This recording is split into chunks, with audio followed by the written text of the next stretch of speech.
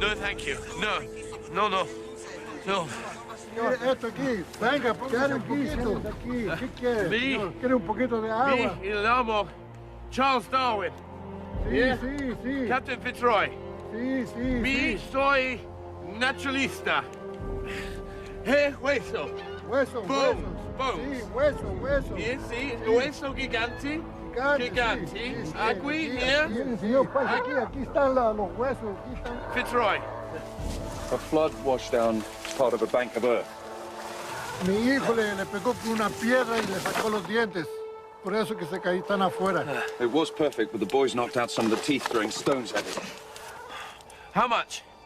¿Cuánto costa? Un rifle. Un rifle, señor, un rifle. I wonder why these creatures no longer exist. Perhaps the ark was too small to allow them entry and they perished in the flood.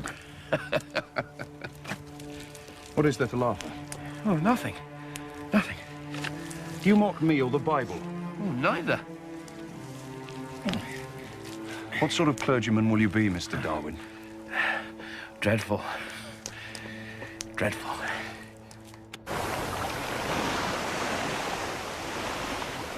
And God said, let the waters bring forth abundantly the moving creature that hath life, and fowl that may fly above the earth in the open firmament of heaven. And God created great whales, and every living creature that moveth. Hello. Which the waters brought forth. What are you doing here? After their kind. Why such beauty when no one can see? And every winged fowl after his kind. You can't have been blown here. And God saw that it was good.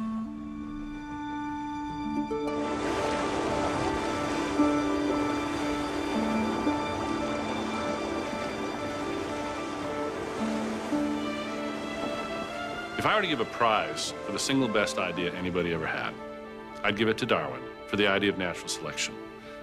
Ahead of Newton, ahead of Einstein, because his idea unites the two most disparate features of our universe. The world of purposeless, meaningless matter and motion on the one side, and the world of meaning and purpose and design on the other. He understood that what he was proposing was a truly revolutionary idea.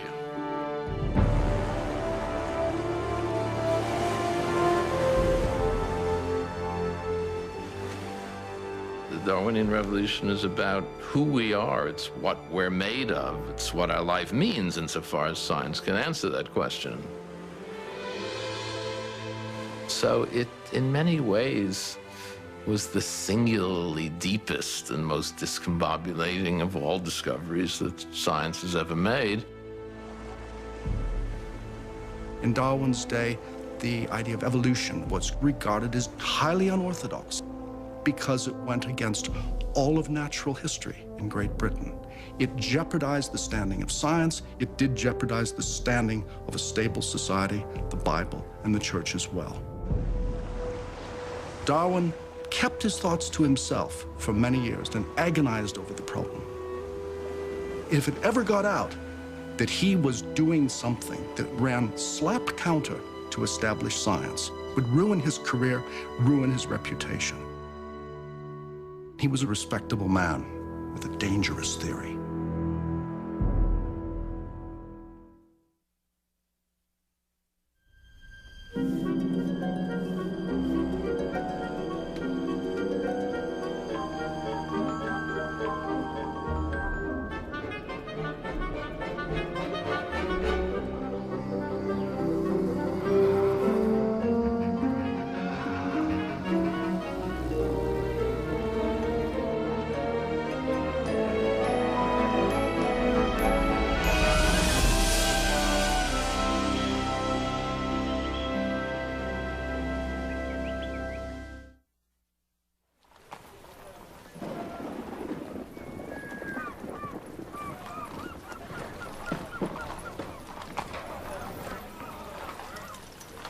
Did you never get your sea legs? Not once in 5 years. Whenever the sea was up, so was the contents of my stomach. What a delightful thought. We should be able to squeeze 400 a year out of the governor. Why?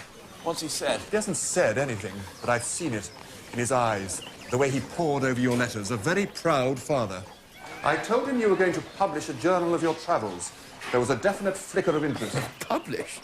Yes, of course. No country parsonage for you, my boy. You're under my wing now. I'll take charge of your affairs, introduce you to all my clever, witty friends, trade on your celebrity. Celebrity? Certainly, everyone wants to meet you. Hear stories of naked Tahitian women and giant sloths or whatever.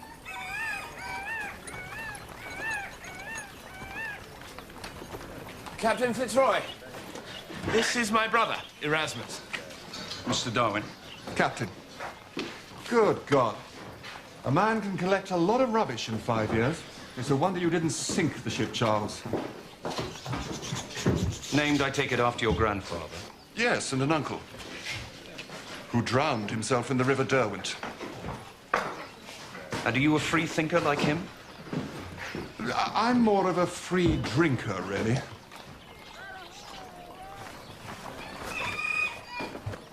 And how was the voyage for you, Captain?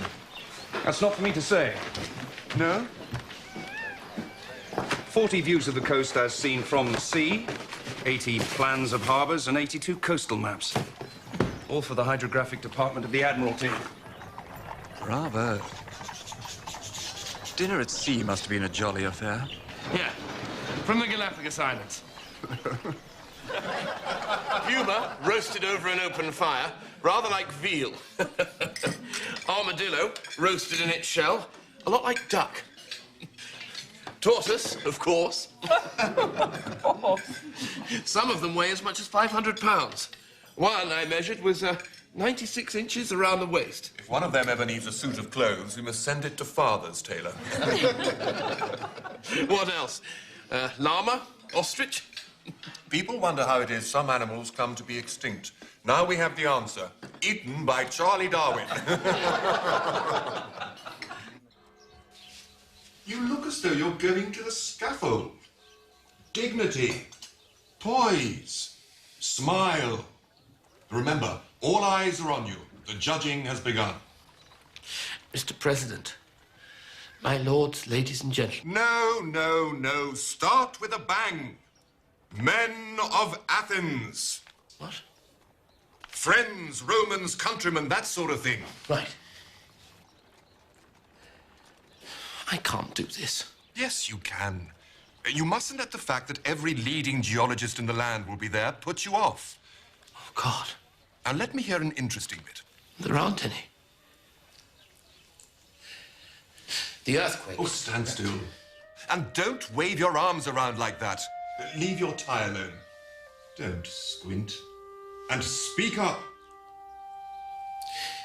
The earthquake ran for 400 miles along the coast, accompanied by the simultaneous eruption of a line of volcanoes. We found fresh mussel beds lying above high tide. The shellfish all dead. The land had risen 8 feet. Mountains must be the product of thousands and thousands of such rises occurring again and again throughout history. Even at the very crest of the Andes, we found marine remains. The fossilized shells of creatures that once crawled about at the bottom of the sea, elevated nearly 14,000 feet above its level. Time, unimaginable tracts of time, is the key.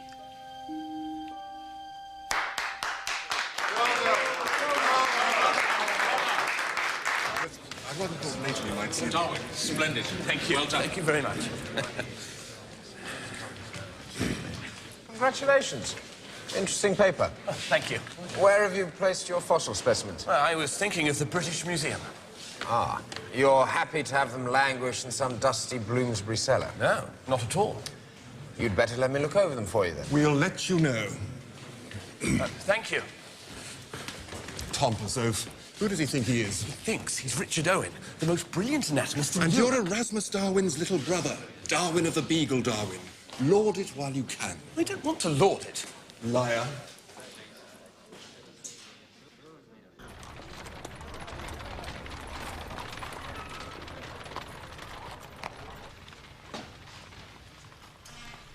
What a brilliant red. Brighter than the actual plumage. I try to allow for the loss of colour that comes with death. And can you do this with my Galapagos birds? Well, I haven't finished identifying them yet, Mr. Darwin. I do know that your wren is a finch, your grosbeak is a finch, even your blackbird is a finch. And they're unique, all new, never described before. There's even evidence that there are separate species for each Galapagos island. But I didn't label mine by island. You didn't label them by island.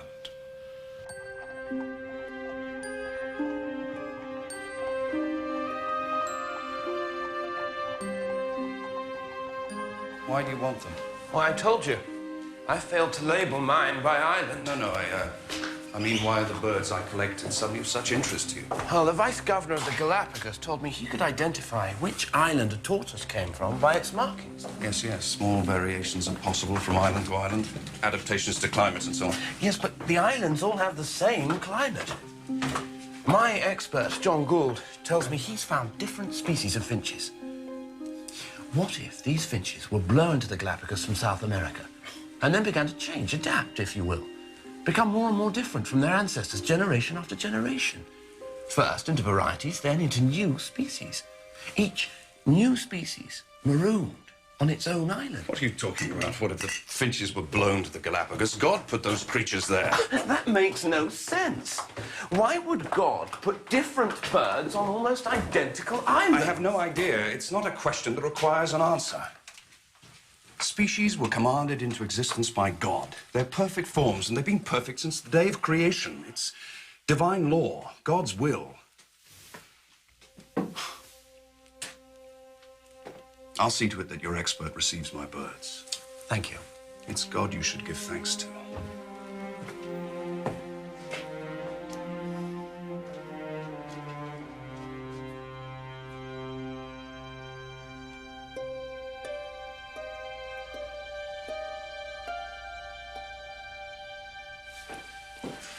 Come on. Tonight, and for one night only, ladies and gentlemen, a guided tour of Charles Darwin's boneyard. For goodness sake, and hurry up. Yes. This is a large, extinct llama-like creature. And this is a giant ground sloth, discovered by Mr. Darwin at Punta Alta.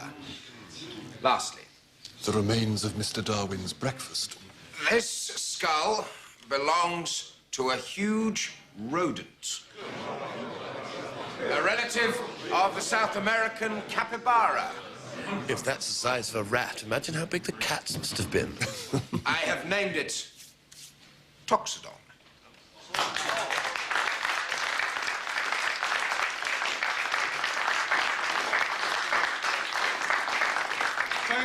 Thank you, Professor Owen, for identifying and describing the extraordinary array of fossils discovered by Mr. Darwin on his voyage to South America.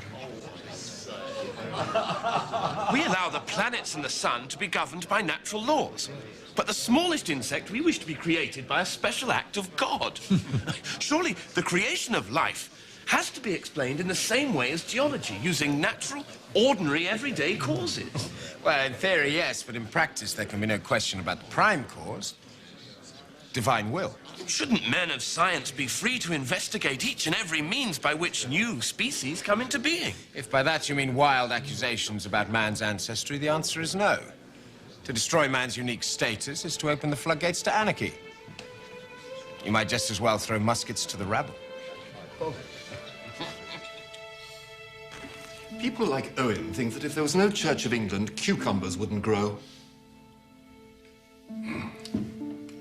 If the globe has undergone such profound changes in its history, geologically, then surely all living creatures must have changed with it to adapt to their new conditions. Otherwise, they would have perished. Some did perish, it seems. Yes, but the continued existence of life on Earth can only be explained by the assumption that a creature like this was replaced by the modern-day armadillo. There must be a law which causes new species to appear in place of the extinct ones. That, my boy, is the mystery of mysteries. The person who can solve that riddle will take all of the scientific prizes.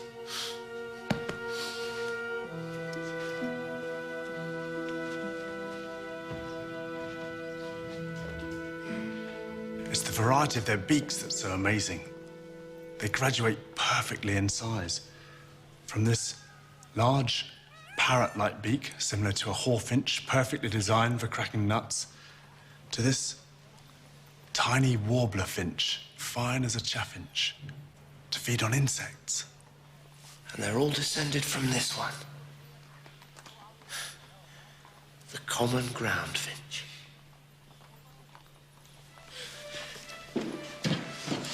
I've started to prepare some colour plates. Now put my words to shame. Raz! Raz? Oh, Raz. Wake up. What time is it? Lunchtime. Oh, well then go away and come back at tea time. The Galapagos Islands are almost identical. The same geology, the same climate. I'm glad to hear it. Now go away. So why should different finches inhabit identical islands? Raz? Small changes over ages and ages can throw up mountain ranges and sink continents.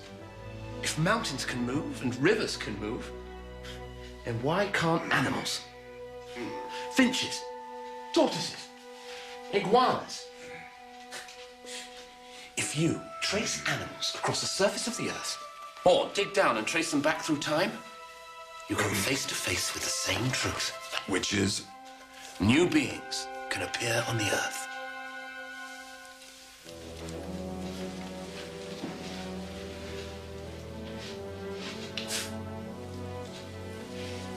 Perhaps everything is part of one ancestral chain. Man, mouse, armadillo.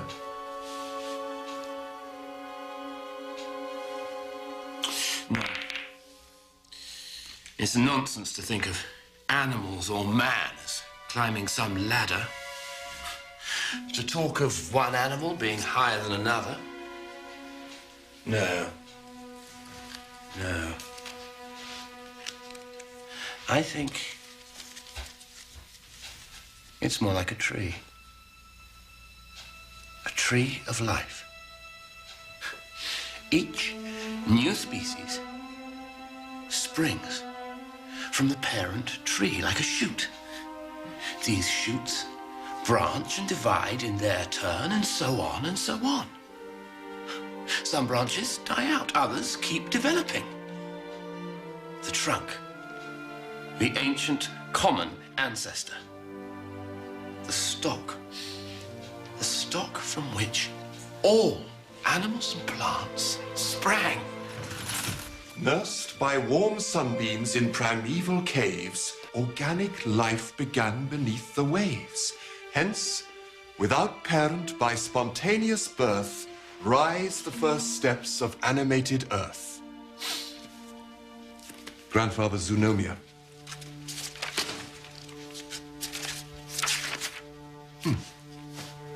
Would it be too bold to imagine that all warm-blooded animals have arisen from one living filament? It's in our blood, Charles. And Grandfather was vilified for it. It's in our blood.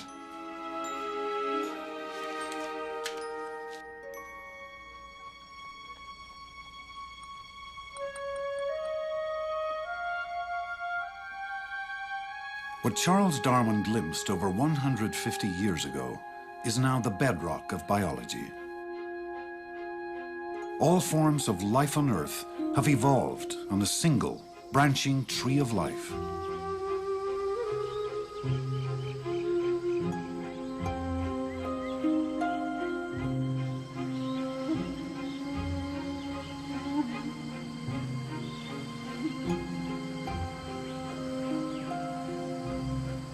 One of the most important ideas that Darwin had was that all living things on Earth were related. How can you realize that you are part of this single tree of life and not be fundamentally moved by that? It's something that stirs the soul. Following in Darwin's path, biologist Chris Schneider and his colleagues have come to South America, to a remote region of Ecuador near the base of the Andes Mountains. The rainforest may be home to more species of animals than anywhere else on Earth. Darwin had been awestruck by its endless variety of life. He wrote that he felt like a blind man being given sight, and that the sounds of the rainforest were like a great cathedral at evensong.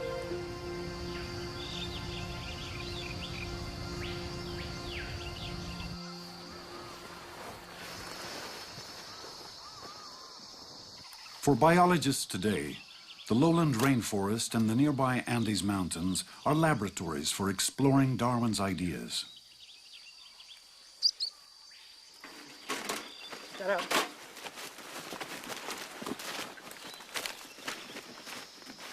Did he bite you? Over the next several days, Schneider's team will track down rats and frogs, bats, birds, and lizards, through day and night, both here in the rainforest and high up in the mountains.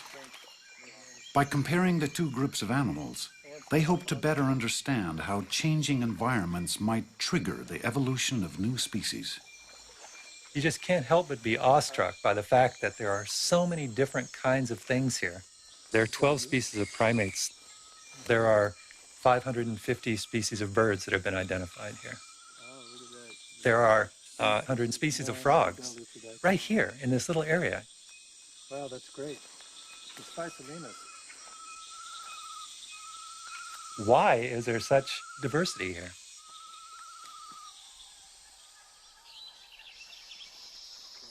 Plenty of stuff. Oh, we got some good stuff. I got a mind blower or two. Yeah. Did you? Yeah. I'll show you this one. Ornithologist Tom Smith wants to compare the size of birds' beaks from the rainforest with those he hopes to find in the mountains. Even subtle differences may offer clues about how and why new species arise. Just as it was the beaks of finches from the nearby Galapagos Islands that spurred Darwin's thinking in the 1830s. Darwin saw that the finches he brought back had uniquely shaped beaks, adapted to the different foods on the islands. He envisioned that these different species of finch had all descended, with modifications, from a common ancestral population that had flown over from the mainland. Darwin's bold insight was to apply this vision to all of life, to see that the great variety of life on Earth, leopards and lichens, minnows and whales, flowering plants and flatworms, apes and human beings, all descended from one root, one common ancestor. It was indeed another one of his radical proposals, not only to say that evolution happened, but that there was a root of common ancestry to everything that lived on this planet, including us.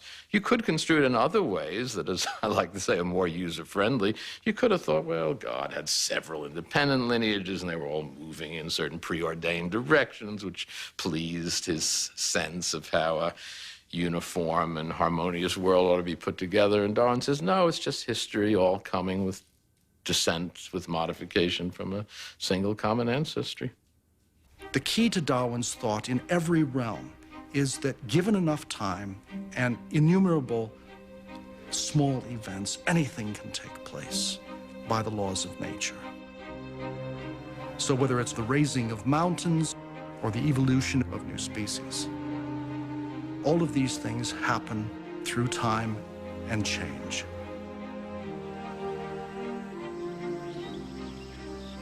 The rainforest holds striking examples. Take a look at this mantis here. This thing is almost perfectly disguised as a leaf. I mean, but you can see, if you look at the underside, that it's a praying mantis just like you'd find in a garden in North America. But this one is highly modified. Its thorax is flattened out to look like a leaf, and its wings are modified to look like leaves. You can even see the veins.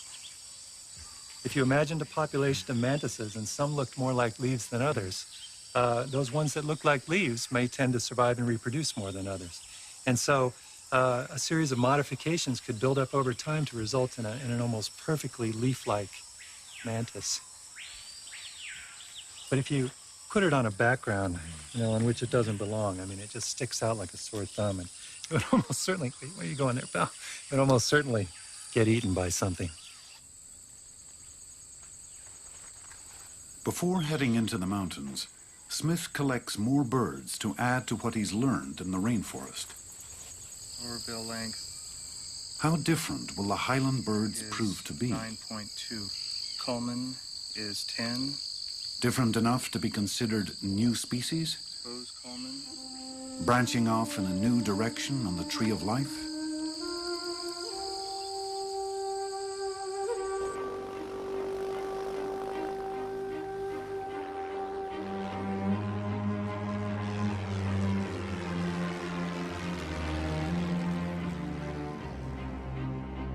When the Andes were uplifted, it created a whole variety of new habitats. The animals that were in the lowland rainforest had an enormous opportunity to colonize these new habitats, and they did so.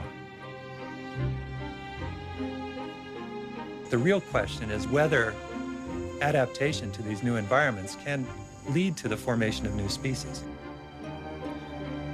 Flying less than 1 hour, Schneider and Smith moved from the steamy lowlands to the wind-swept Andean peaks. Animal populations made the same journey, but gradually, over many generations. And as the environment changed from rainforest to the high, cool grasslands, animal populations were forced to adapt. These grasslands lie nearly 2 miles above sea level. Seasons never change here, so close to the equator. But it is said that winter visits every night. Temperatures often drop below freezing. Animals not well adapted will not survive.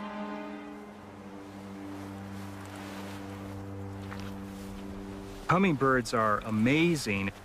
It turns out that they can drop their body temperature 50 degrees and go into a state of hibernation to withstand the frigid nights here. You can imagine a small-billed hummingbird living in cloud forests some 1,000 meters downslope from us. And if those individuals were to expand their range up into this habitat, where perhaps flowers are much longer, you could expect that individuals with slightly longer bills might survive better. And in fact, there are many examples in hummingbirds where we know that small changes in bill length can make important differences in how that bird extracts nectar and how well it survives.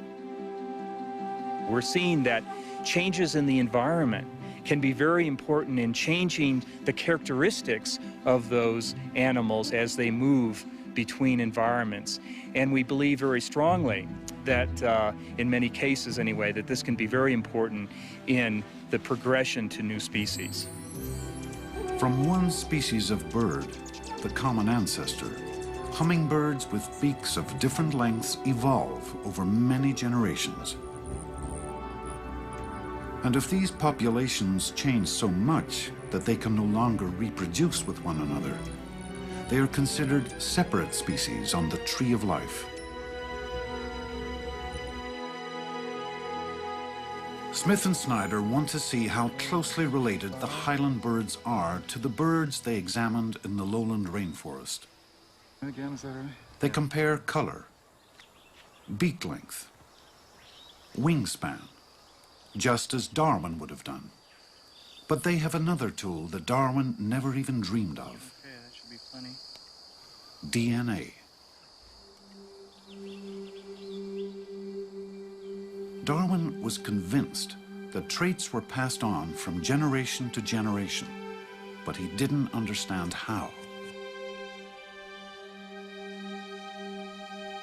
We now know that the sequence of the 4 chemical building blocks of DNA determines the traits of all living things. Each generation passes on this text of A's, T's, C's, and G's to its offspring. But occasional mistakes in copying, mutations, can result in new traits.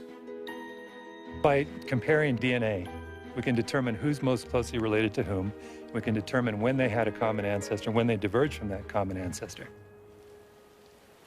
Laboratory analysis reveals that DNA from the rainforest hummingbirds differs only very slightly from that of the highland hummingbirds. They must have diverged from a common ancestor relatively recently in the history of life on Earth, about 3 million years ago.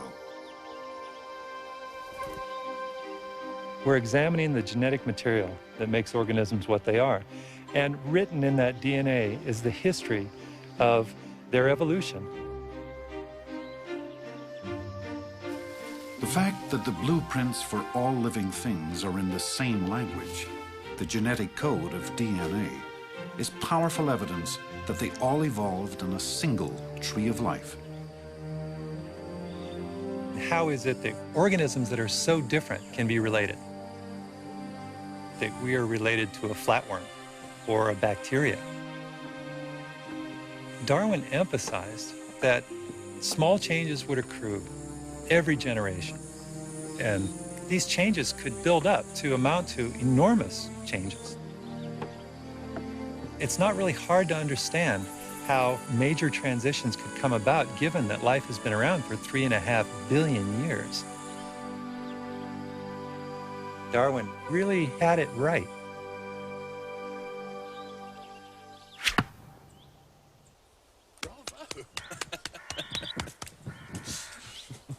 Come here, Squib. There we are. Well, Emma, you're a remarkably good shot. Hello, Parker. Miss Wedgwood? You've met my cousin, Mr. Darwin, before. Sir? He's fast, eh? Fastest in the county. You breed him yourself? I mated him with a bitch who was pretty swift. And how would you breed a fellow like Squib here? From the runts, I suppose. How dare you? Squib is quite as nice as any of your rotten dogs. It's true. It's from the runts and monsters that breeders can produce tailless cats. Or pygmies, like Squib. I'm not listening to any more of this. Take me back to the house at once and stop saying horrid things. From wolves to greyhounds. From bulldogs to fellows like Squib. In what? A matter of a few hundred years. I take it you don't find talk of dogs all that interesting. I can think of more interesting topics of conversation. Such as? The novels of Miss Austen. And what does she have to say about selective breeding? Nothing, as I recall. Ah, that's a great pity.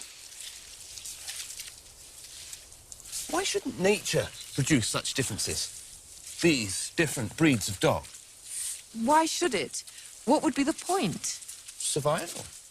In nature, a little poppet like Squib, who was the smallest in her litter, would die. You nearly did die, didn't you? Yes, that's true, but what about the one with a little more vigour?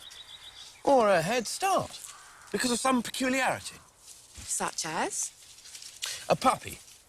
Born with an extra thick coat in a hot climate would be a monstrosity. But in a cold climate, that would be a good adaptation. That puppy would have an advantage. Got you. Charles. Emma? Let me go. Not until you've paid the toll. Which is? A kiss. For me, rather than the dog. You can make a big dog or a small dog, but you can't produce feathers on a dog. Nor can you create organs as miraculous as the heart and the eyes. That can only be the work of God.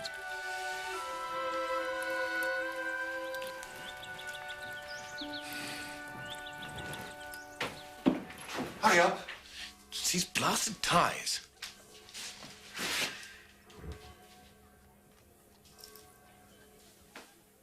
Marry? Not marry.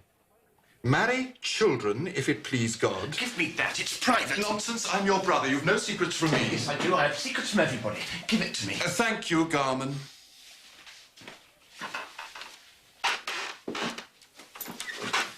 Constant companion and friend in old age. Raz? Object to be loved and played with better than a dog, anyhow. You old romantic. Well, it's intolerable to think of oneself spending one's life like a neuter bee, working. And all this is a response to your trip to Cousin Emma's? Not necessarily. Well, you don't know anyone else. No, it's true. Your collection won't be complete without that most interesting specimen in the whole series of vertebrate mammals. And why haven't you married, if it's such an enviable state? Oh, I'm too lazy to take on anything requiring as much effort as a wife and family. But you're the marrying kind.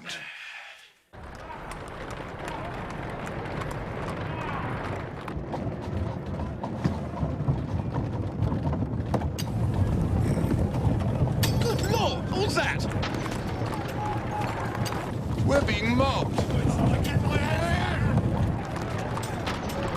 They probably think we're poor law commissioners.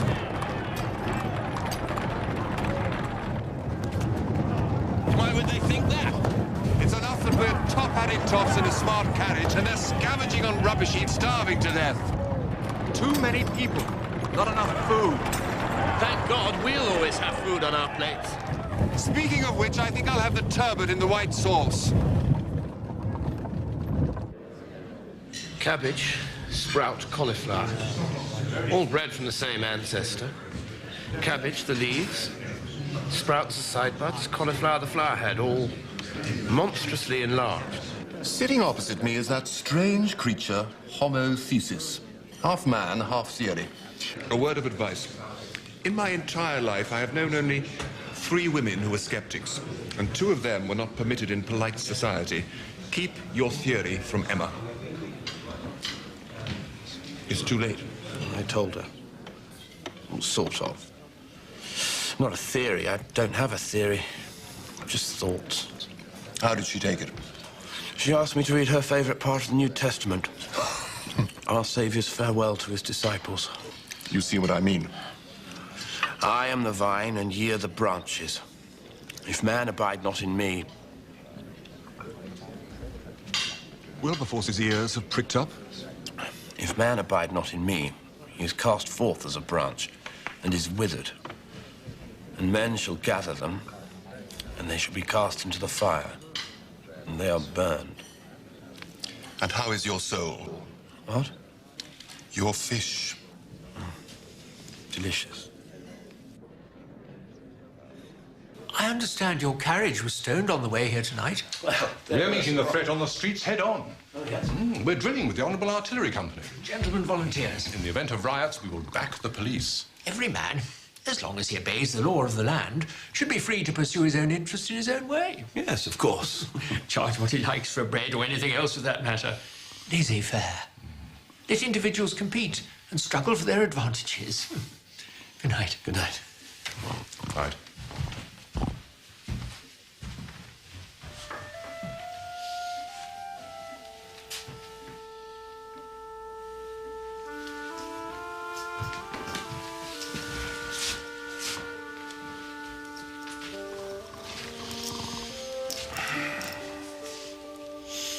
Whenever I can't sleep, I reach for Malthus. Or as I prefer to think of him, the Reverend T.R. Morpheus. Still warm. 2 brandies. Yes, sir. The natural tendency of mankind is to reproduce.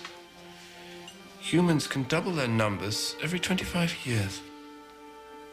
But they don't. A struggle for resources slows growth, and death and disease, war and famine check the population. I know the argument. Yes, but don't you see exactly the same struggle takes place throughout nature?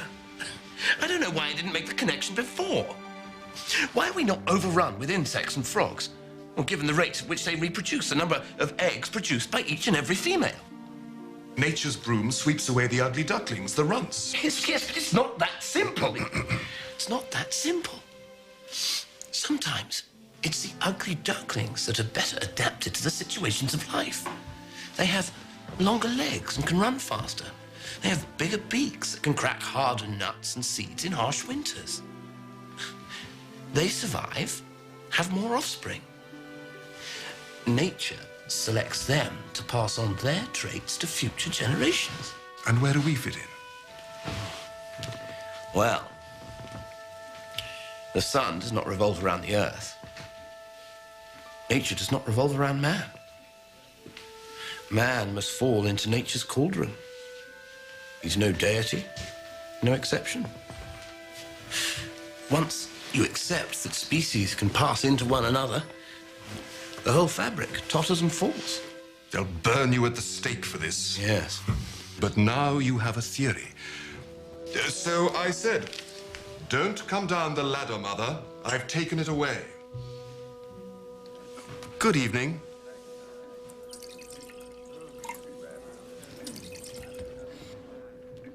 Darwin's work began with the observation that individuals differ from each other.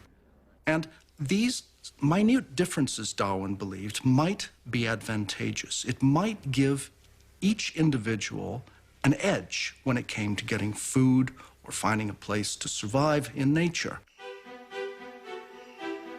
Darwin realized that in nature, individual organisms compete for limited resources. Those with some kind of advantage, in coloration, for example, or in speed, or in vision, are more likely to survive and reproduce, and pass on these advantages to their offspring. Those who are less fit will not succeed. Darwin called it natural selection, because the forces of nature select which organisms will survive.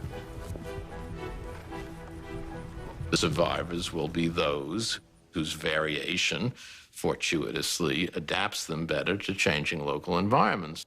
And then because they pass on those traits to their offspring, the population changes. That's natural selection. That's all it is. It's not a principle of progress. It's just a principle of local adaptation. You don't make better creatures in any cosmic sense. You make creatures that are better suited to the changing climates of their local habitats. That's it. Darwin couldn't actually see natural selection acting in real time. But today, scientists can, by observing the evolution of HIV, the virus that causes AIDS. Jeff Gustafson has been infected with HIV for over a decade. He takes a host of medications, but to little avail. The virus keeps adapting, evolving into new strains that evade the drugs. There's a pervasive feeling that all you have to do is take your medicine and you'll be okay, and that really isn't the case. You know, HIV has the capacity to evolve no matter what you give it. There are 19 HIV drugs on the market today, and of those 19, I've already been through 14 of them. Clarence Johnson, too, is locked in a daily struggle against the rapidly evolving virus. Sometimes I feel like I'm fighting a losing battle. I haven't given up yet, but there have been times that I just want to just lay down and give up. But I can't leave my family behind. Clarence Johnson's doctor, Michael Sack, has seen HIV evolve into new varieties over the last dozen years. The virus is constantly changing, subject to the forces of natural selection in the environment of a patient's body. Imagine we didn't have the concept of evolution, and we started giving drugs to patients that in the test tube look great. And all of a sudden, the virus starts coming back, and it's not susceptible to the drugs anymore. What a mystery. How in the world did that happen? There's only one way that it happened, through evolution. Once inside a patient's white blood cells, HIV replicates at an alarming rate. Billions of new viruses are spawned every day. And each time it reproduces, random genetic copying mistakes, mutations, result in slightly different varieties of the virus bursting forth into the bloodstream. Some of these new varieties, just by chance, will have traits that make them resistant to certain drugs. So when drugs enter the bloodstream, natural selection favors the drug-resistant forms. They survive and reproduce. Before long, drug-resistant viruses dominate in the patient's body. Evolution seems pretty easy to understand when we look at big animals. We can kind of see it in a sense, but that's evolution that took centuries to develop. When you're talking about something like a virus that you can't see in everyday life, it's hard to imagine how it changes. In the case of HIV, we're talking about minutes to hours to move from one species to another. It's mind-boggling in terms of the speed with which HIV can replicate. Clarence? How are you feeling overall? I'm doing okay. Great. Doing okay. Every time I see a patient, in the back of my mind, I'm thinking, what is the virus doing in the environment of that patient? The virus is producing itself on the order of billions of copies a day. Those few that happen to be able to work in the presence of drug say, hey, this is my chance, and they emerge. So it creates the appearance that the virus has thought this through, but in fact, it's just a matter of chance. It's a matter of a virus being there that's not susceptible to the drugs, it emerges, and the virus begins to win the war. That's just what happened to Jeff Gustafson. Each time he tried a new drug, the virus evolved to resist it. Even a cocktail of multiple drugs made little difference. Here's this puny little virus that doesn't have a brain, and yet it can outwit some of the top scientists in the world. All the virus has going for it is it can't copy itself too well. I mean, that's pretty awe-inspiring and scary. All that happens in evolution, at least under Darwinian natural selection, is that organisms are struggling in some metaphorical and unconscious sense for reproductive success, however it happens. The process of natural selection feeds on randomness, it feeds on accident and contingency, and it gradually improves the fit between whatever organisms there are and the environment in which they're being selected. But there's no predictability about what particular accidents are going to be exploited in this process.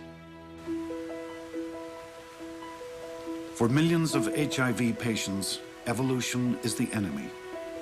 If only there were a way to take advantage of natural selection, to make it work in a patient's favor. In 1997, at Goethe University in Frankfurt, Germany, a researcher may have discovered such a way, quite accidentally. We had a patient, and even though he was being treated with 5 drugs, his virus replication could not be controlled. And at the same time, he was suffering from a lot of side effects of the medications. So at that point, he asked his physician if it wouldn't make sense to just stop taking the drugs for a while, since he was really having nothing much from them other than the toxicities he was experiencing.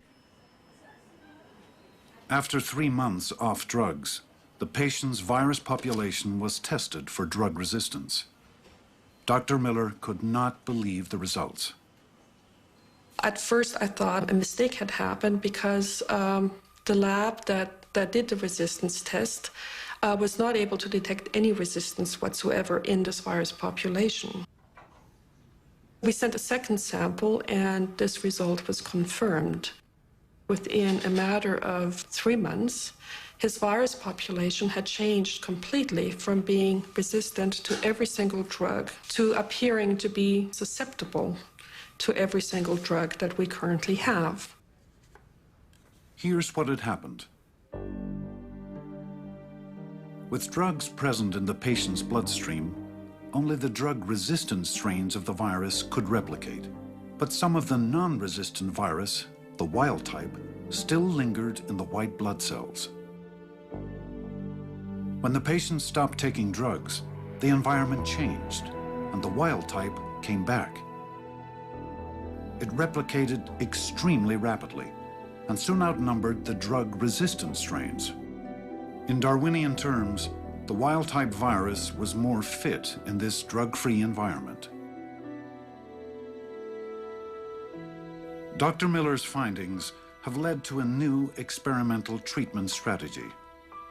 Take a patient off drugs for a time. And if the virus reverts to the non-resistant wild type, hit it hard with a combination of drugs. Clarence, how are you? Doing fine. How are you doing? Good to see you. So, the concept of a treatment interruption is a new strategy that we might be able to apply in Clarence's case, but we've just got to make sure that we aren't putting him at too much risk if we choose that route. So one of the options is to take all the drugs away for a while, let the virus spring back into its natural state of not having any mutations, and then pounce on it again with the regimen. And it might even be the same regimen that we used before. Okay.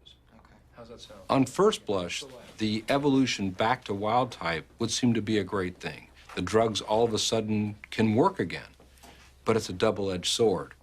As the virus goes back to wild type, it becomes more dangerous for the host. It's a much more effective killer of cells. And so we have to find a way to balance those two things out. Jeff Gustafson is also beginning a treatment interruption, despite the risks. I feel like I've played all the cards that I have in my hand with the medicines that are available. I feel like it's worth the risk to try and take another card or a different strategy and just stop taking medicine altogether and hope that the next time that I do go on medicine, that will actually work. After 5 weeks off drugs, Clarence Johnson is enjoying being free, at least temporarily, from their debilitating effects. If the wild-type virus is staging a comeback, it doesn't yet appear to be affecting his immune system. We took a bit of a gamble. I think so far, it's paid off. And the virus has gone from being resistant to certain drugs, and now that population has shifted so that now they're susceptible again. Now, what I hope for Clarence is that we can find the right course, find a way to stretch his survival out even further so that he's healthy and happy until the next new approach to treatment is able to get him to a point where he can live to 80. My greatest hope is that when I do go back on medications, those drugs will bring my viral load down to an undetectable amount. Because I don't know what it feels like to be undetectable, so that would be a great experience. 6 weeks into his treatment interruption, Jeff Gustafson's virus also has changed to the drug-susceptible wild type. He's now on a new course of medication and responding well. From day one of this epidemic, we were put into a race with HIV. Over the last decade or so, we've been catching up. We've learned a lot about it. We've scouted out the enemy. We've learned how it replicates. We learned how it tries to survive. We learned how it evolves. And we're now taking those principles that we've learned and applying them to putting the brakes on the virus in this race.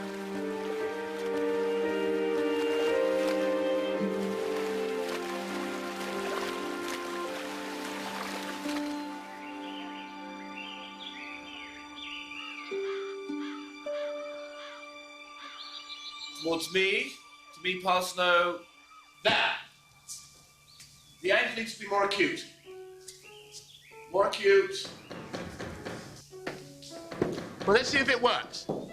And open. Good God! Raz! What a horrible shot! Thought I'd surprise you. Welcome to Down House. When is the moat to be dug? When the drawbridge is in place. Were you trying to keep out, Charlie? Everyone, especially you. Raz, what a wonderful surprise. My dear, what a journey. It's not far. Nature abhors a journey of 16 miles, almost as much as a vacuum. Hello, Annie. Man needs tea. And a 1, and a 2, and a 3, and off you go. I've thought of a new name for the village. Oh, yes?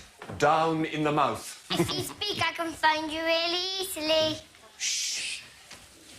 How's your work progressing? Well, I've sent the manuscript off to be copied. I've no idea what I'm going to do with it when it comes back.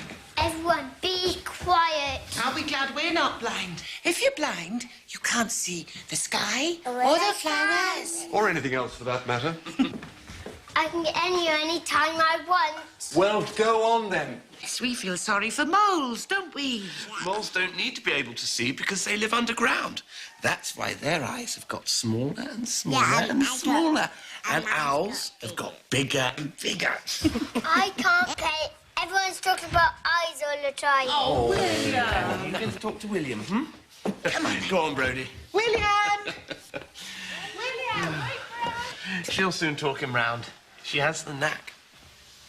You look pale. My stomach rejects food. I'm not strong anymore.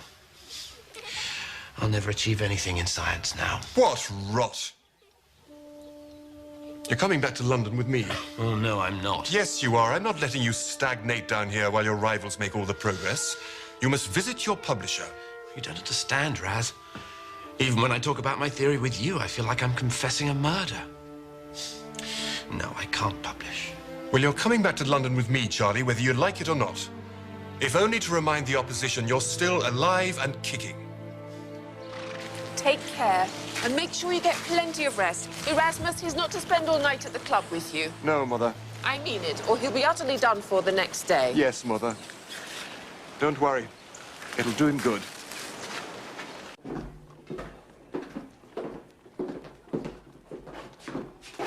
Come on. Your sloth awaits you, sir.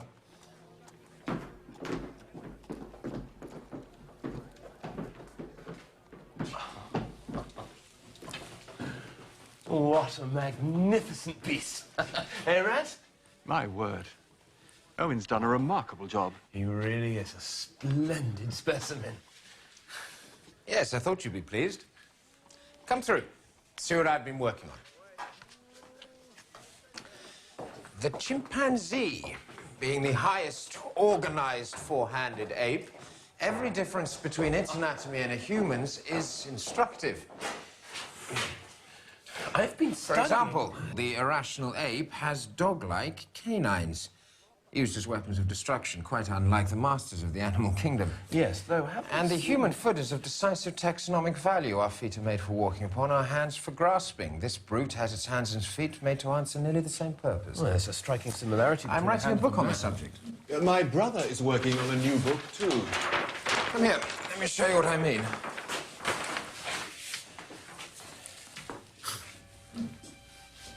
All the same pattern. The bone structure in the hands and feet are all nearly identical. The blueprint, if you will, that existed first in the Creator's mind. Of that, there can be no doubt. Utter tosh. The similarity of structure indicates one thing and one thing only. An ancient common ancestor. Real flesh and blood parents. Why didn't you say so then? You must publish your ideas, if only to establish your priority. What's holding you back?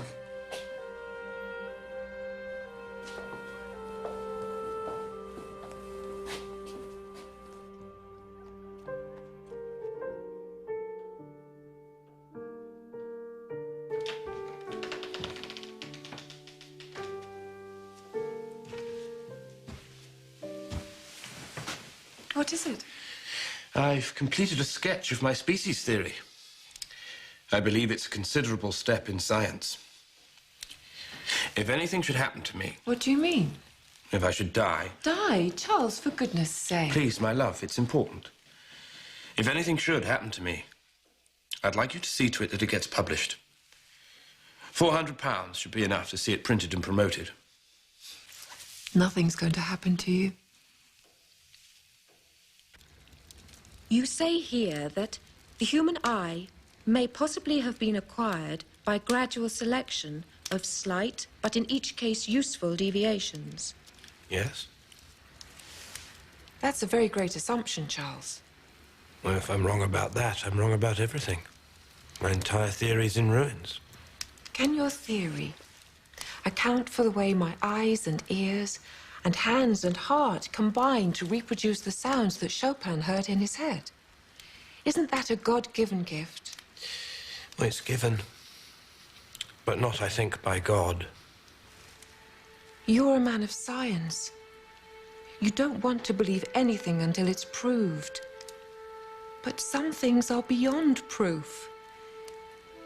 It would be a nightmare to me if I thought we didn't belong to each other forever in heaven.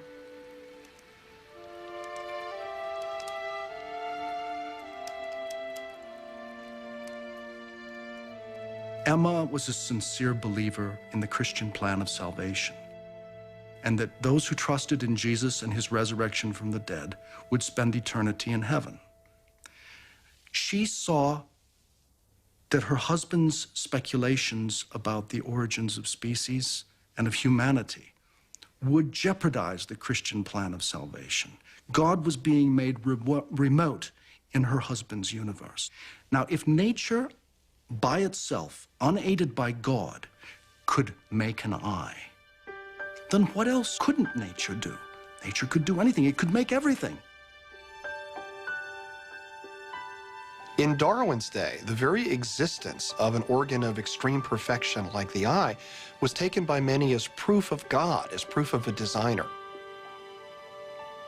How else could all of the intricate organs and substructures of the eye have come together in just the right way to make vision so possible and so perfect?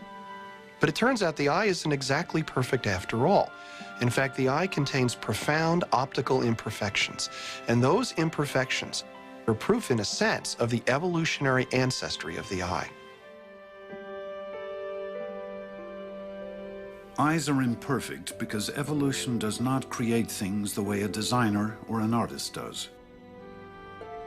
Natural selection simply favors random changes that make an organism more fit to survive.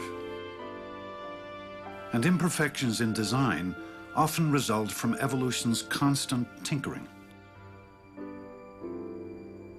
One such imperfection proved traumatic for artist Valerie Young. We had just come home from a party, and I saw a lot of lights flashing inside my eye, especially on the outside edge of the right eye. And I thought we may be in trouble here. And it took me a while to really see that this was coming from inside my eye. Luckily, my husband was with me because I wouldn't have been able to drive to the hospital. So my vision was pretty obscured. The only way I can describe it is like a jellyfish with lots of little bubbles in it, and it just kept turning and floating in front of my eyes. Valerie had a retinal tear, not an uncommon problem due to the way human eyes evolved from light-sensing patches of brain tissue in our ancient ancestors. In the human embryo, eyes develop from bulges in the brain's neural tube that pinch in to form cavities. This top layer, the retina, which tore in Valerie Young's eye, contains cells that collect light. It rests against a second, darker layer that lines the back of the eye, but the two layers are not attached to one another. And when the jelly that fills the eye liquefies as we age, it can cause the retina to tear. The jelly can then seep into the space underneath, leading to a retinal detachment and, in some cases, blindness. When Valerie Young came in, her floaters were an immediate clue that she could have a retinal tear. We were able to successfully apply laser treatment in the office that day to seal it off, like applying sandbags around something, to wall it off so that the vitreous jelly would not get in the break and detach her retina. Valerie Young's retinal tear is just one example of imperfections in the design of human eyes. Another occurs because nerve cells and blood vessels evolved to lie in front of the retina, where they interfere with its ability to form sharp images. It's like trying to take a picture through a foggy piece of glass. And the optic nerve itself evolved to connect to the brain through a hole in the retina. So the eyes of all vertebrates have a small blind spot, right near the middle of the visual field. Evolution starts with what's already there, tinkers with it, and modifies it, but can never do a grand redesign. So even the eye, with all of its optical perfection, has clues to the fact that its origin is of the blind process of natural selection.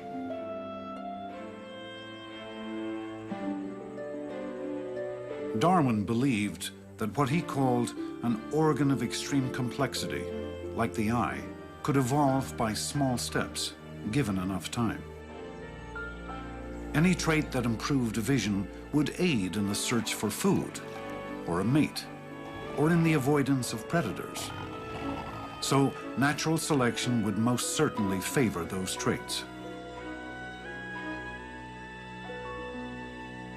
And what Darwin was able to do was to point out that you might think in logic that it's difficult to imagine a set of intermediary stages between the simplest little spot of nerve cells that can perceive light to a lens-forming eye that makes complex images. But in fact, these intermediary forms do exist in nature.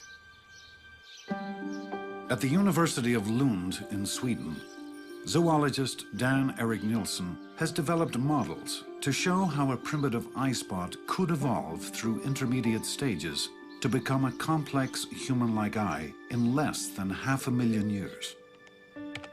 Yeah, I've been interested in eye evolution for a long time. I mean, in particular, I've been interested in the question of how long time it would take for an eye to evolve. Nilsson envisioned a sequence of stages by which a flat patch of light-sensitive cells on an animal's skin could evolve into a camera-type eye. As a first step, nature would favor any changes that made the flat patch more cup-like. As soon as you've created even the slightest depression in the center, it means that the edges of the cup will actually shade light from parts of the environment. And of course, all the light-sensitive cells in this little cup, they won't measure light in exactly the same direction. So already this cup has some pictorial information. Another model demonstrates what a primitive cup eye can do. The brightly lighted skulls cast an image onto a translucent screen Nilsson installs at the back of the cup to act like a retina. But the image is not at all well defined. The cup eye can do little more than detect movement. This kind of eye can be found in nature today, in flatworms. Their eyes evolved no further. In their environment, that's all they needed. But if the animals need to move faster or evolve to become fast predators or to see other fast predators, then the construction needs to be improved. And one way of doing that is to constrict the opening, to make it smaller.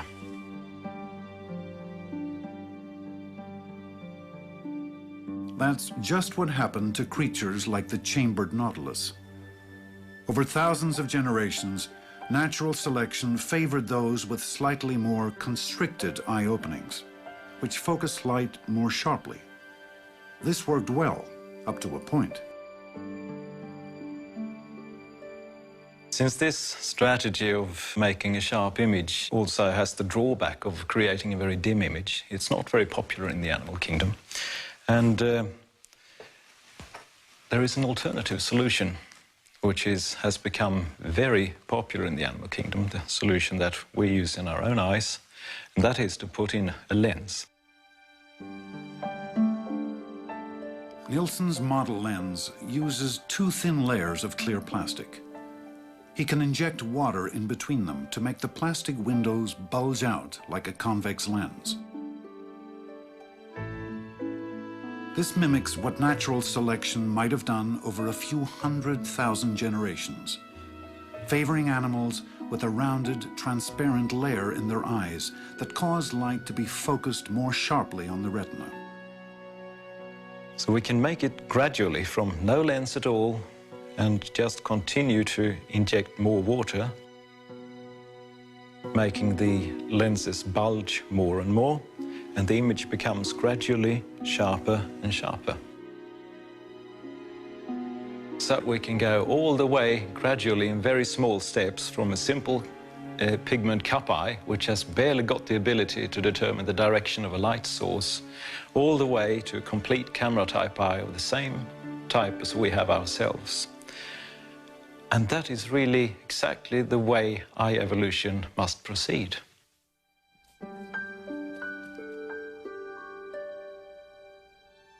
The extreme complexity of the eye left Darwin in a cold sweat, he wrote to a friend. But still, he was convinced that an eye could be formed by natural selection. He later wrote that eyes must have evolved by numerous gradations from an imperfect and simple eye to one perfect and complex, with each grade being useful to its possessor. Nature, unaided by a designer, could produce an organ of seemingly miraculous complexity.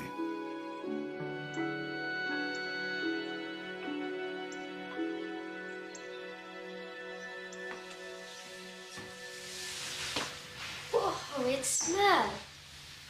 Annie, come and look.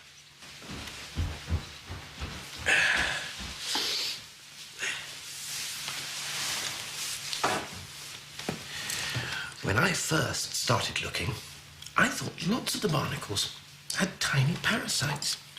That's an animal or plant that lives on another animal or plant, gets its food from it, like mistletoe on an apple tree. But they're not. Do you know what they are? No. They're little tiny husbands. The females carry little tiny males around with them, clinging to their skirt tails. Just like you and Mama? Just like me and Mama. I think it's the most interesting barnacle in the whole wide world. What do you think we should call it? Barnabas. Barney, for short. Barney Ickle. The tiny parasitic males are rudimentary in a way that I believe can hardly be equaled in the whole of the animal kingdom. They have no mouth or stomach. They are really little more than a tiny head atop an enormous coiled penis. A bit like me, really. Apart from the bit about the mouth and the stomach. What's funny? Nothing! Nothing! Charles!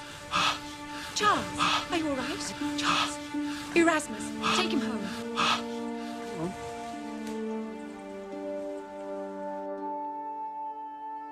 Why must you work so hard at your horrid little mollusks? Oh. They're not horrid little mollusks. They're horrid little crustaceans. And I have horrid pigeons and horrid worms, too. They're providing the evidence I need for my theory. Oh. I don't have the right to publish the idea unless I have the evidence. We must do something about you.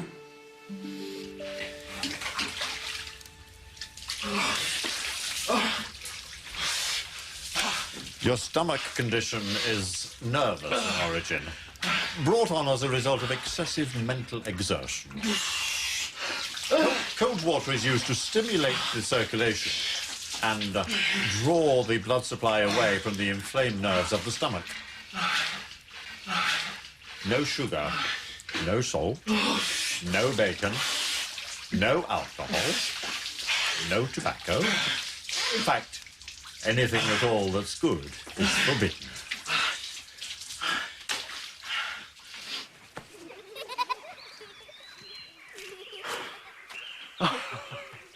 I don't know how or why, but I feel so much better.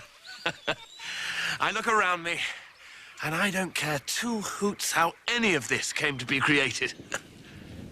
Children, last one back to the house is a rice pudding. Come on, William, you're last. Come on, run, quick, quick, quick. Come on, Etty.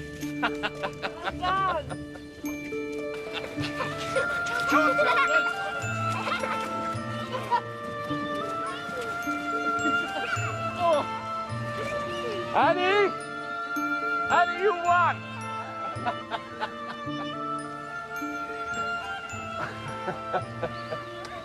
Come here, my darling. Oh, oh Annie, my dear and good child. Come on, darling. Oh.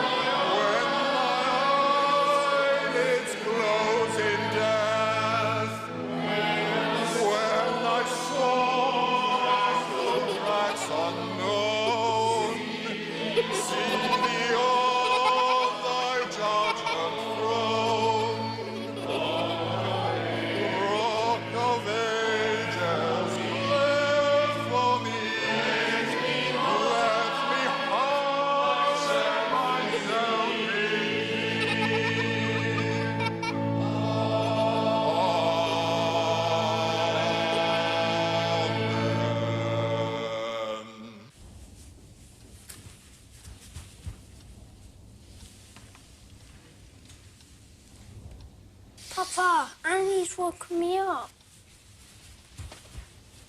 Annie's woken me up.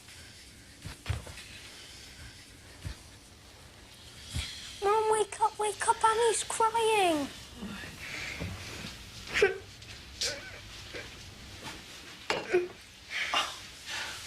What's the matter, my darling? What's wrong?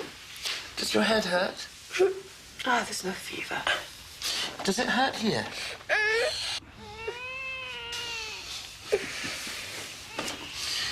Oh, it's all right, my darling. You'll be all right.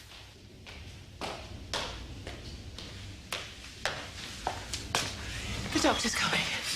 You go and get dressed. I'll stay with her. What if she's inherited my wretched digestion? She'll be fine.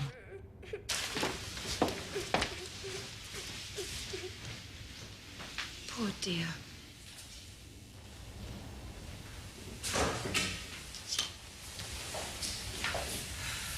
What did he say? It is her stomach, but he has no idea what's wrong. Perhaps I should take her to go see Dr. Gully. He cured me. You'll be back soon, and Papa will look after you. Soon there's going to be a new baby, and I shall need your help. Say goodbye to Etty now.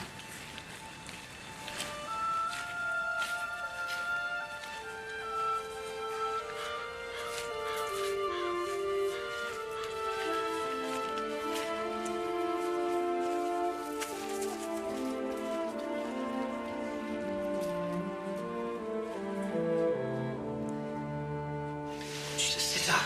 Now, come on, girls. Take one big gulp of this. Come on, there's a good girl. That's a good girl. Oh, quickly. Come on, there. Oh. Come on, darling, lie back. Lie back. That's a good girl.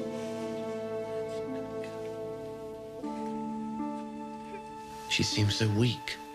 Isn't there anything you can do? All you can do is pray. It's my fault. First cousin marriages always produce weak children. It's my fault.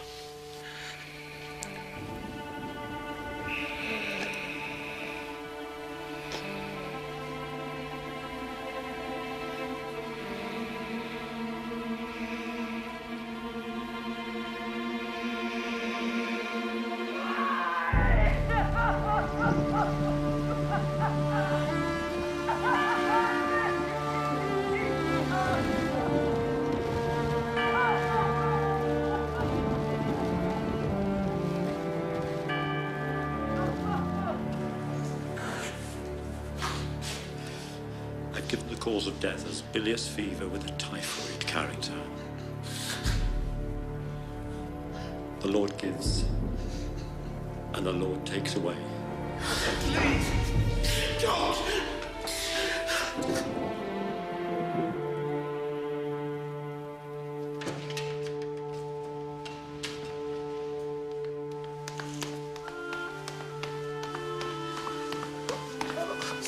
God grant us strength.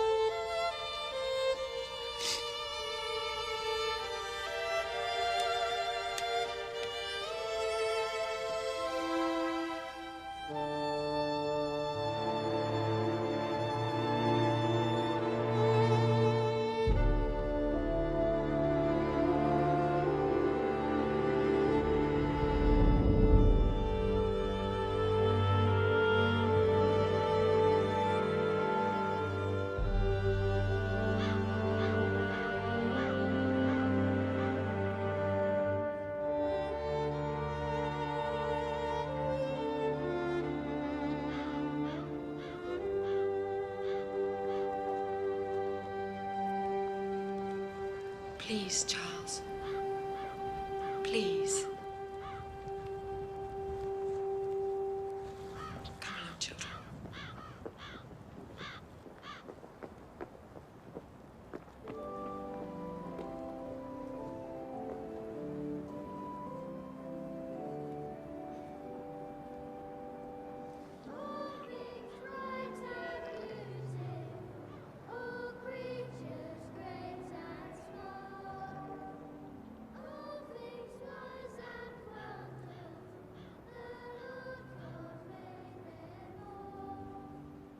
What Annie's death did to Darwin's faith was mainly to destroy Christianity.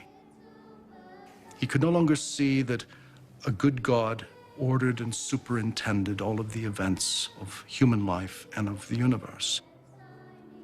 And he believed that she did not deserve punishment by God or by nature either. She had simply fallen victim to the struggle for existence, the amoral, purposeless struggle that ran according to laws of nature.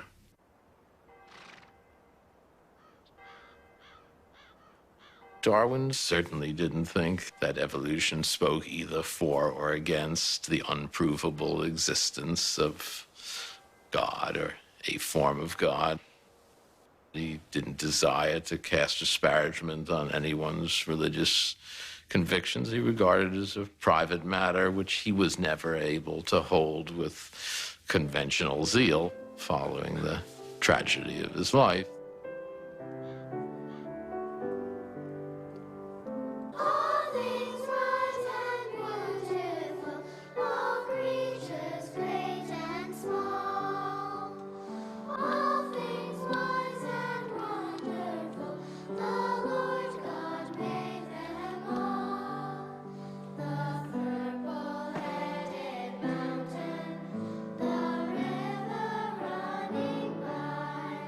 Today, scientists hold all conceivable views on religion, from atheism to agnosticism to a general spirituality. And many, like biologist Ken Miller, adhere to very traditional beliefs. I'm an Orthodox Catholic, and I'm an Orthodox Darwinist. My idea of God is a supreme being who acts in concert with the principles and the ideas that Darwin explained to us about the origin of species. My students often ask me, you say you believe in God. Well, what kind of God? Is it a fashionable New Age God, a pyramid power kind of God? Do you think, like some scientists do, that God is the sum total of the laws of physics? And I shake those off and say that my religious belief is entirely conventional. Our Father, who art in heaven, hallowed be thy name. Thy kingdom. It surprises students very often that anyone could say that that kind of very traditional, conventional religious belief could be compatible with evolution. But it is. The peace and unity of your kingdom where you live forever and ever. Amen. I find this absolutely wonderful consistency with what I understand about the universe from science and what I understand about the universe from faith. Tennessee's premier morning radio talk show, the Halloran Hilton Hill Morning Show on News Talk 99, WNOX AM/FM, Loudon, Knoxville. 12 past the hour of 6 o'clock. It's my pleasure to welcome to the broadcast this morning Dr. Kenneth Miller. He's a professor of biology at Brown University. His book is entitled Finding Darwin's God, a scientist's search for common ground between God and evolution. He's in town tonight. Let me ask you this. As a cellular biologist, when in your experience are you studying something or reading something or doing some research, when do you come to the point where you go, that's God? As an experimental scientist, I don't find God in the insufficiency of science to explain things. In other words, I don't find God in ignorance. I don't find God because we say, well, we can't explain that. That must be something that God's doing. But what did God do? Did he just create some kind of primordial soup and say, go? Well, a long time ago, people were sufficiently unknowing of how things worked in the natural world to see when the sun moved across the sky, they imagined that God had to push that sun across the sky. And gradually, we began to realize that the world works according to physical laws. Science investigated those laws. So what room is there for God in present-day life? Well, I think if you ask people who are believers, how does God act? They would say he acts in a variety of ways. He answers our prayers. He inspires us. No doubt there are events that take place that are part of what some people might call God's plan. And what I would suggest is if you look back in Earth's history, if God is working today in concert with the laws of nature, with physical laws and so forth, he probably worked in concert with them in the past. In a sense, he's the guy who made up the rules of the game, and he manages to act within those rules. For Miller and millions of followers of all major religions, notions of God and evolution are fully compatible. But not everyone agrees. When we replace the traditional idea of God, the creator, with the idea of the process of natural selection doing the creating, the creation is as wonderful as it ever was. All that great design work had to be done. It just wasn't done by an individual. It was done by this huge process distributed over billions of years. God created man in his image. In the image of God, he created him. Male and female, he created them. Whereas people used to think of meaning coming from on high and being ordained from the top down.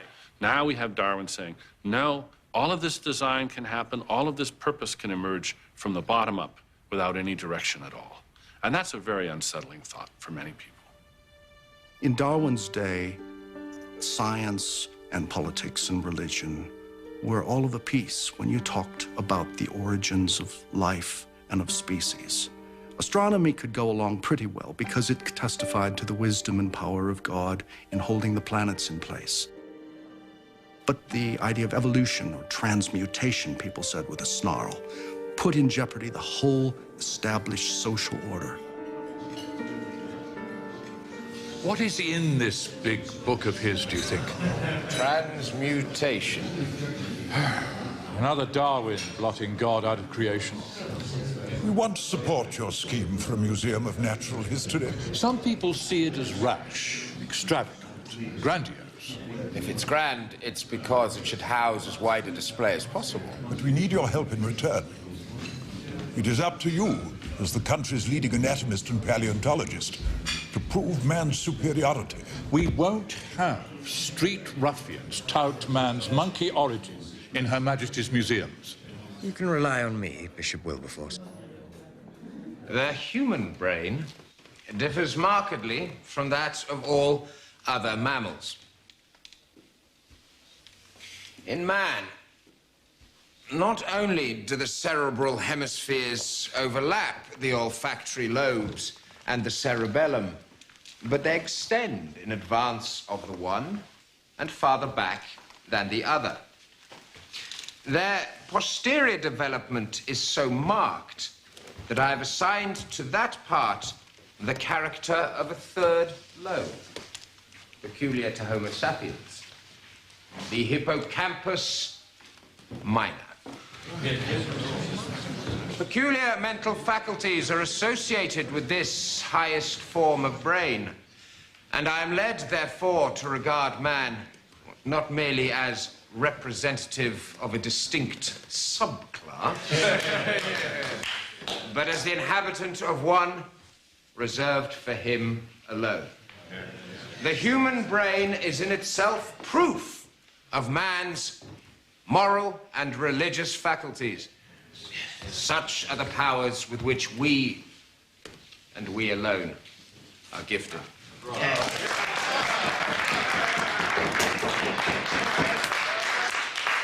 I wonder what a chimpanzee would have to say about that, Mr. Huxley.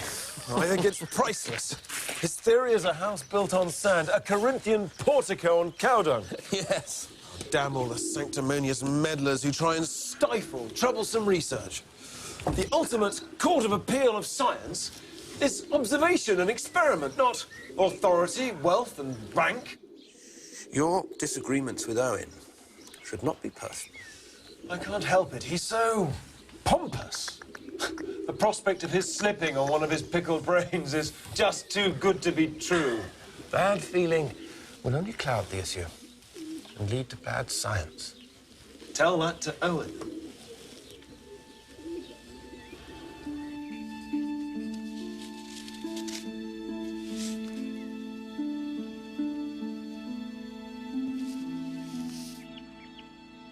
Huxley's saying in public what you think in private. Charles, you've stalled long enough. You've collected enough barnacles to sink a ship of the line. Meanwhile, you're being upstaged. That's not important. My book is the thing. Once my work is done... Will it deal with man? It's too surrounded by prejudices. Well, whether it does or it doesn't, you must publish.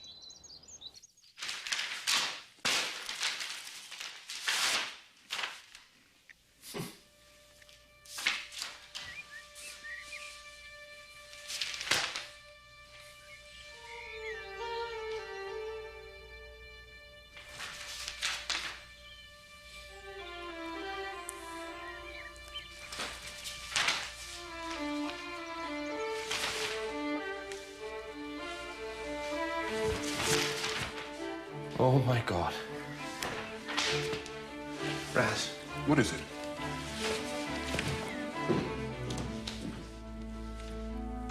Who is Alfred Wallace? My dear Huxley. It's like a précis of my theory. All my originality, whatever it's worth, has been smashed. Had Wallace a copy of the essay I'd written in '44 in front of him, he couldn't have written a better short abstract. Variations being pushed further and further from parent species by a struggle for existence, overpopulation. It's all there. Is your book ready for publication? Publish? How can I publish honourably? I'd sooner burn the blasted thing than have him or anyone else think that I behaved in a paltry spirit. Then publish a joint paper. Excerpts from your work along with Wallace's essay. And then you must prepare a manuscript for publication. Who knows, it may all be for the best. At last, we'll finally get to learn your views in full.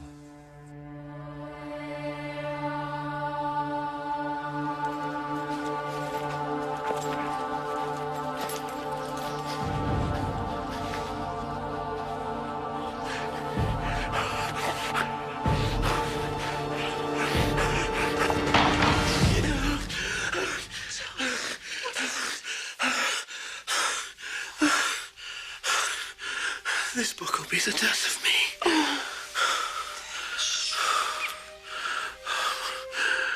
What a miserable wretch I'd be without you near me.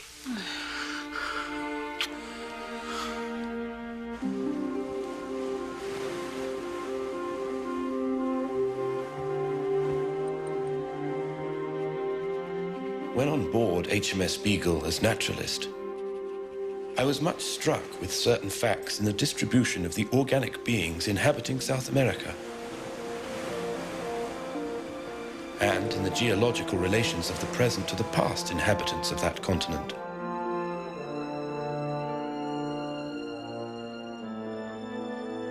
These facts seem to throw some light on the origin of species.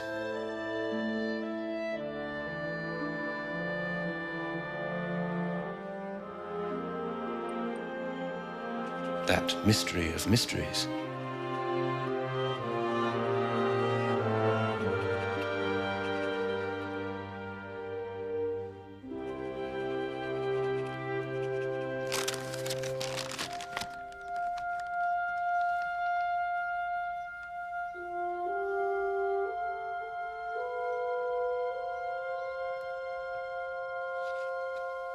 The Times is very positive. I should think so.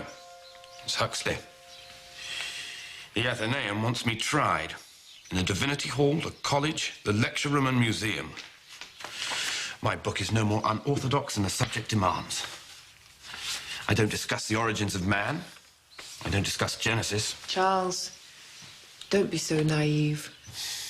It's clear you think man is no exception. Whether you're right or wrong, you must finish what you started.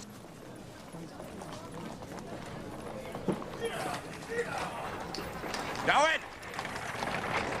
Darwin! Ah, Owen! How dare you?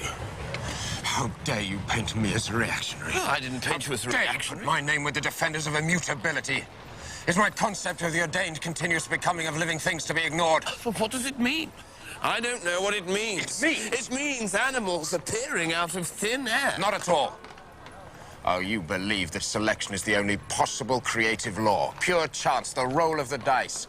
In fact, new species are created by natural birth according to God's law. Well, I don't believe... I know this put you up to this. Huxley! Please, Richard. Well, I will have absolutely no truck with the Huxleys of this world, and nor should you.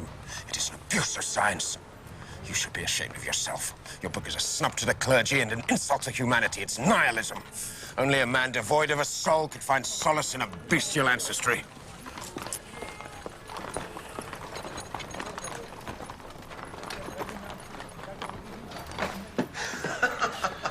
Well, it's as respectable to be modified monkey as modified dirt. Huxley, please. No, I think it's splendid. Old ladies of both sexes say it's a dangerous book. Splendid. Don't worry. I'll deal with him. I'm sharpening my beak and claws in readiness.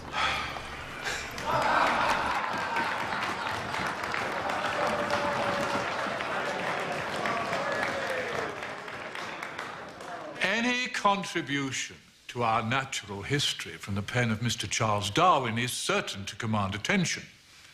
His latest publication, The Origin of Species, is manifestly regarded by him as the opus upon which his future fame is to rest. Mr. Darwin claims that every living thing, every fish, plant, fungus, fly, elephant, man, turnip, are all equally the lineal descendants of the same common ancestor. Such a notion is absolutely incompatible with the Word of God. Man was made in the image of God and redeemed by the eternal Son. Natural selection is an ingenious theory for denying the working and therefore the existence of the Creator. In fact, the human brain differs markedly from that of all other mammals. Unfortunately, my Lord Bishop, you have been misinformed.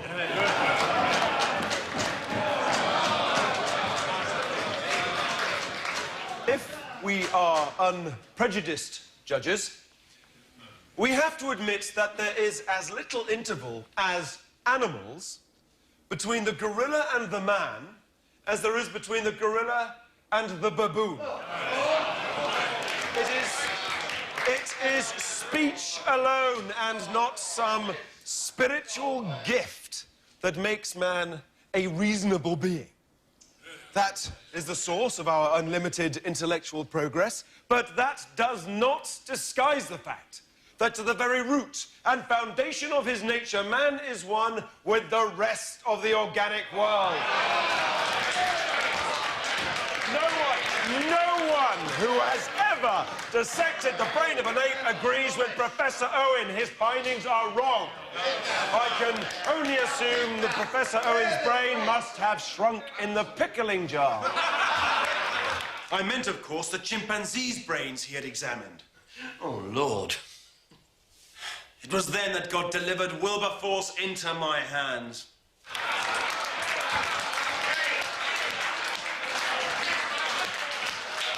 I wonder, Mr. Huxley, is it through your grandfather or your grandmother that you claim descent from an ape?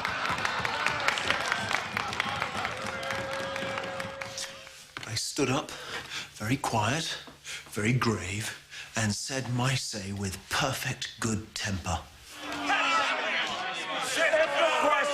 If the question is put to me, would I rather have a miserable ape for a grandfather, or a man, highly intelligent, possessed of great means of influence, and yet who employed these faculties and that influence for the mere purpose of introducing ridicule into a grave scientific discussion? I unhesitatingly affirm my preference for the ape. You didn't. I said that, or something very like that. How dare you attack a live bishop in public? Have you no respect for the purple waistcoat? Lady Brewster fainted, had to be carried from the room. And then Admiral Fitzroy got to his feet. Fitzroy?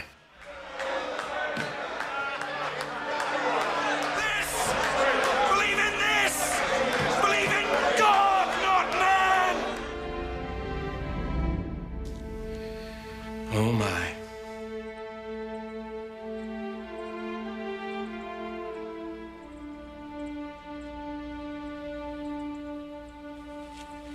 We'll probably never know the truth.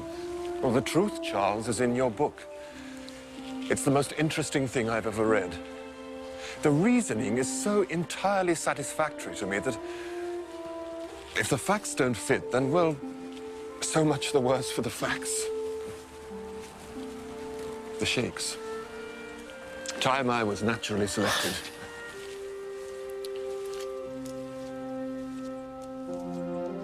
For more than a century, people have often thought that the conclusion to draw from Darwin's vision is that Homo sapiens, our species, that we're just animals too, we're just mammals, that there is nothing morally special about us. I myself don't think this follows at all from Darwin's vision, but it is certainly the received view in many quarters. Ever since The Origin of Species was published, strict believers in biblical creation have attacked Darwin's vision.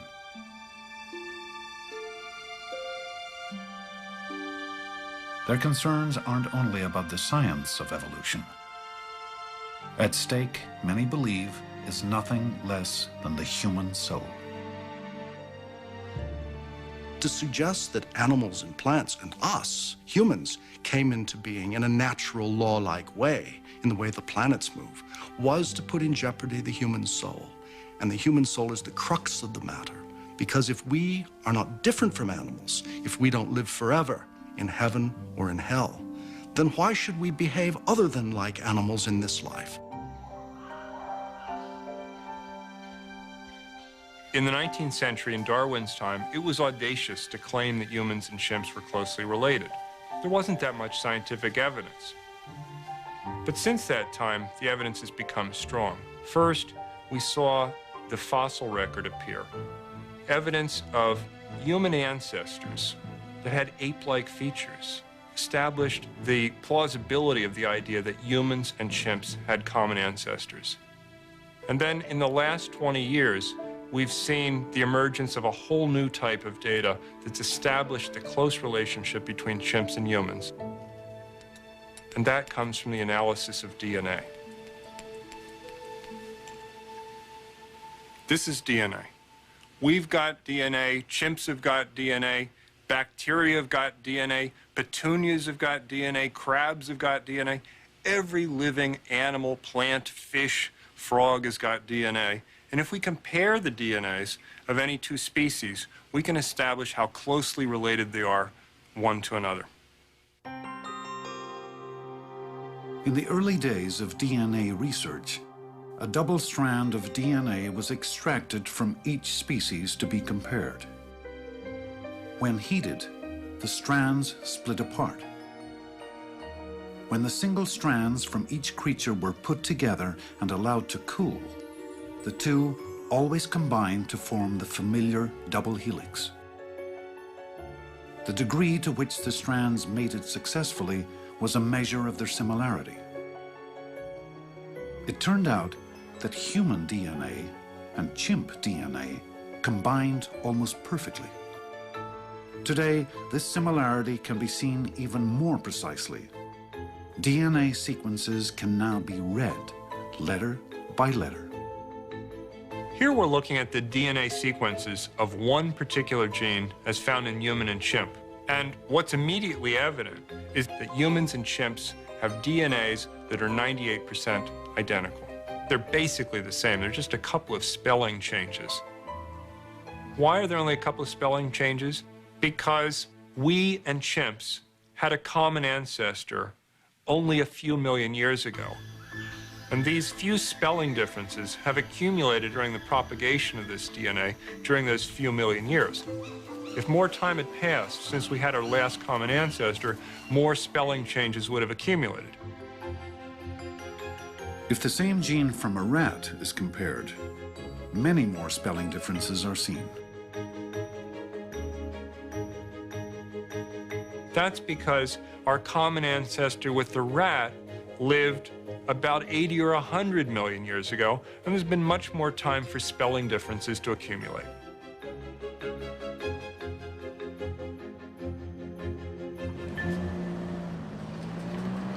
Chimpanzees and humans are made from blueprints that are 98% the same.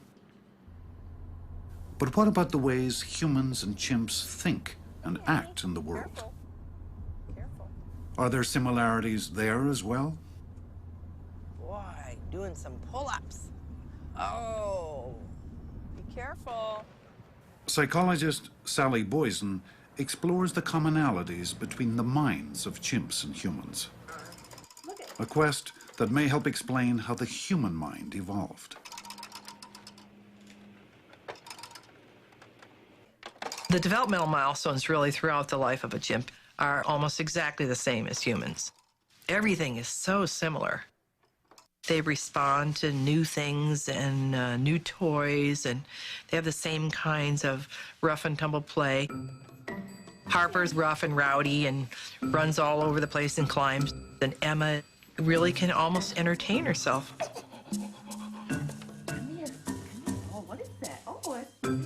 One of the things that our work allows us to see is that chimpanzees can acquire very sophisticated, complex cognitive skills, like learning to count, which they normally wouldn't learn in the wild. 1, 2, 3, 4, 5. Ooh. Yet, they have the requisite neural capacity to do that.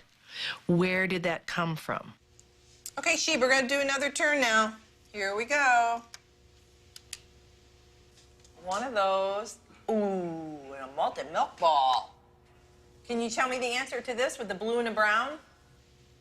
Show me, yeah. Go ahead. Excellent. There's almost nothing that the chimps haven't been able to learn that we've tried to teach them. We've seen their ability to grasp extremely complex notions, like the concept of zero, for example. Okay, Sheep, look, what if I didn't put any candy here at all? What would you say? 0. That's right. There's no candy here. Oh, that's too bad, isn't it? There's no way the chimps would be able to do this if they didn't have a great deal of commonality in literally the neurological structure that supports their ability to learn. just like we do. Those things are absolutely comparable and had to come from a common ancestor.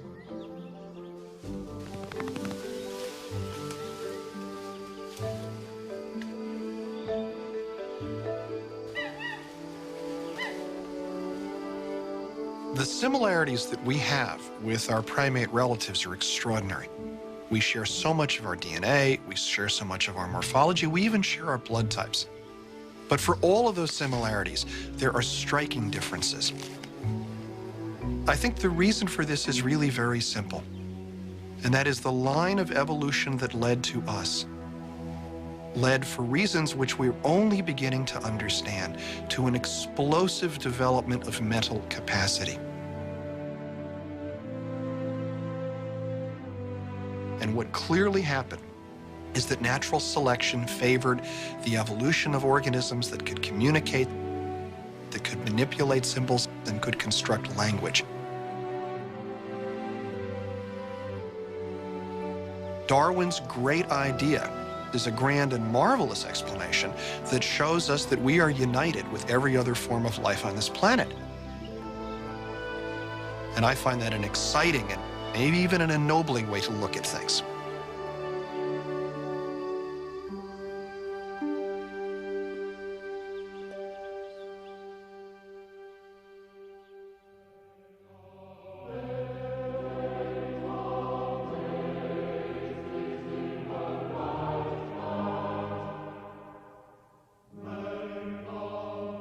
Darwin died in April 1882 at the age of 73.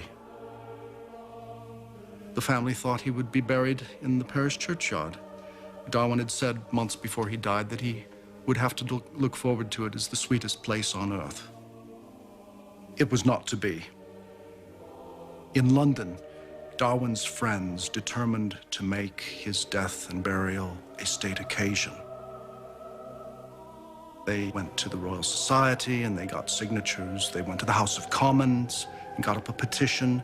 They telegraphed the Dean of Westminster, who was abroad, and got his approval. A special anthem was even written for the occasion.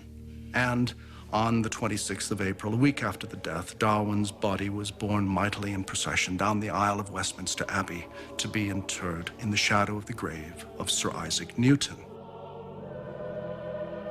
Darwin's interment celebrated the vast social transformation that England was undergoing.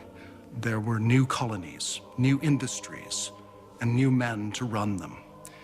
Darwin's body was enshrined to the greater glory of these new professionals, for he had naturalized creation and delivered human nature and human destiny into their hands. Society would never be the same. Darwin's vision of nature was, I believe, fundamentally a religious vision, one with which he ended his most famous work on the origin of species.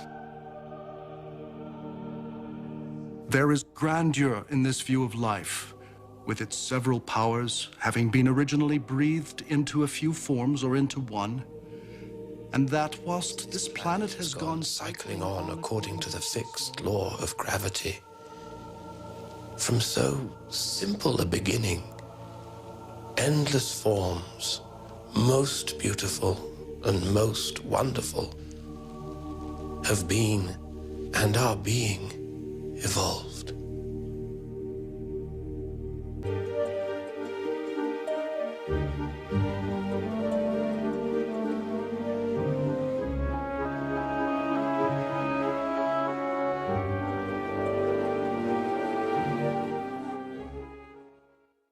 Continue the journey into where we're from and where we're going at the Evolution website. Visit www.pbs.org.